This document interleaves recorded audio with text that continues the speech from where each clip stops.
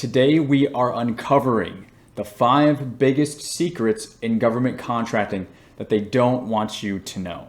Before we get started, make sure you subscribe to our channel here so you can be part of our thriving government contracting community. And also make sure you stick around to the end of today's training where I can show you how to get enrolled in my federal contracting masterclass.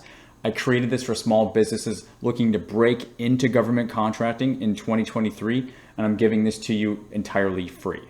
So secret number 1, federal government contracting is not for everyone or for every business. Despite what you may hear, not everybody should do government contracting or especially federal contracting. What you need to consider is what are the goods and services that you have to offer.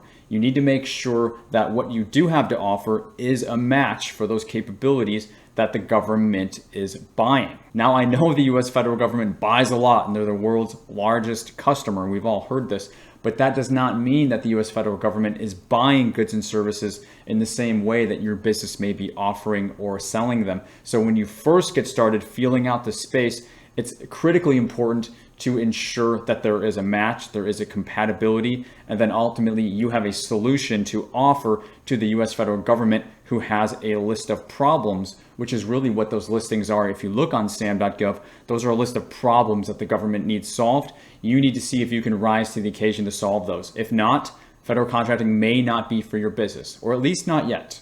Secret number 2, if you don't have past performance, you can still do federal government contracting. Okay, you do not have to have past performance to win contracts. It is not the chicken and the egg game that it appears to be. Okay, so in the instance that you don't have any past performance, you are able to be rated what's called neutral rated.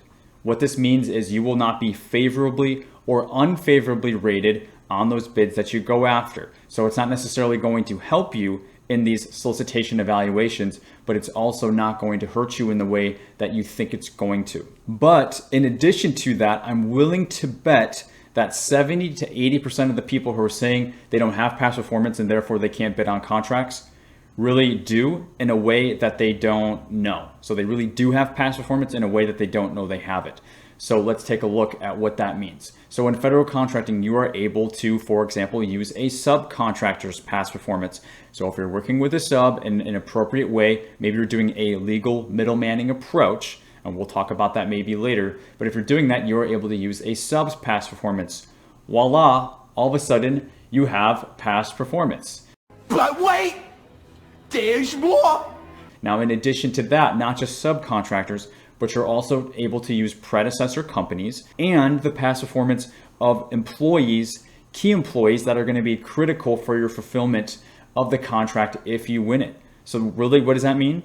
Okay, key predecessor companies. So any companies that you had in the past, roll over that past performance because you're still arguably able to do that. And you're able to use the past performance from key employees that are going to be on the contract because why would you not be able to? They're going to be fulfilling on the contract. So it of course makes sense that you would be able to use their past performance. So you don't have 0, you can use subcontractors, predecessor companies, and key personnel on the contract. Remember that next time you're saying to yourself that you don't have any past performance. Now, secret number 4, there is a right way to middleman or work with a subcontractor, and there is an illegal way to do that. Now, there is so much information being said in the space. I don't know what's going on, but it is entirely reckless.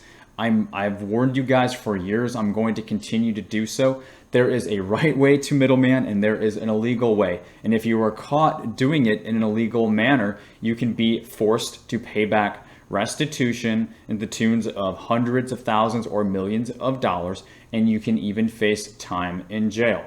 So is it really worth it to do that? Are you operating at risk because you didn't even know that's a thing, right?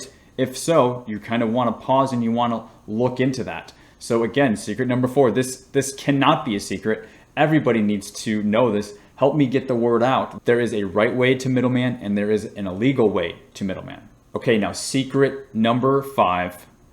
No, they do not know who they're giving the contract to. People who say this, and a lot of people say this, are either uneducated on government contracting or they are quitters, meaning they tried to do this, they tried to do government contracting, they couldn't make it work, and then they grasped onto the most easily and readily available thing to help make themselves feel better about not being successful in this space. It's just not true that they already know who they're giving the contract to. The reason I know this definitively is because I have new clients come into our bid team program every month, and in months 2, 3, and 4 after joining, many of them are winning their first or second federal government contract, and they had just received their cage code earlier this year. So no, the government didn't know they were going to be awarding the contract to my clients, but my clients came in, did the work, they submitted compliant offers, they did quality over quantity, but also played the numbers game, and they were able to start winning relatively quickly. So for me, that really says it all with definitive proof that they don't know who they're going to be giving the contract to. And now I have one more bonus secret, and I will be honest, this secret is a bit selfish, so I added it to the list. So our bonus secret is creating your capability statement, obtaining set-asides, and attending government contracting conferences are not going to win you a government contract. Now, hopefully this one is not a secret on my channel, but for whatever reason, this seems to be a secret in this space still. So again, guys, you got to help me get the word out.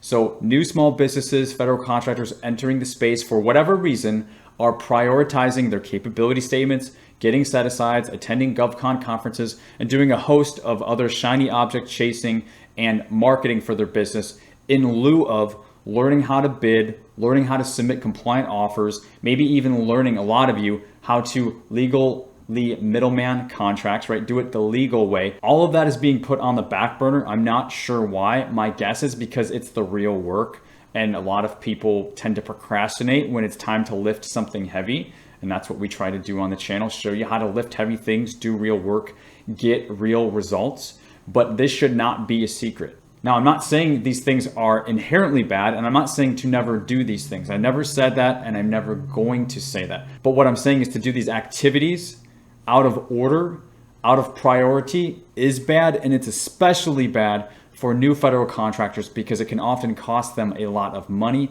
It can cost them a lot of time and focus, so that by the time they do all that, maybe they are 6 to 12 months in and they still have not even responded to their first bid on sam.gov.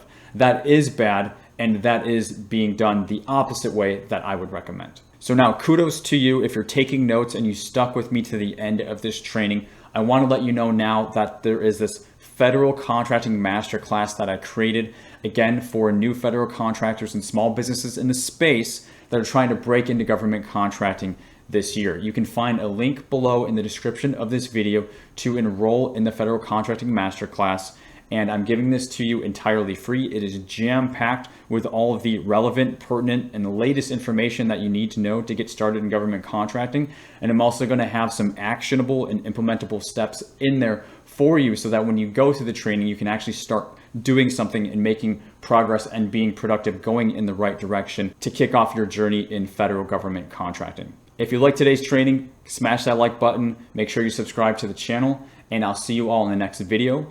Thanks for watching.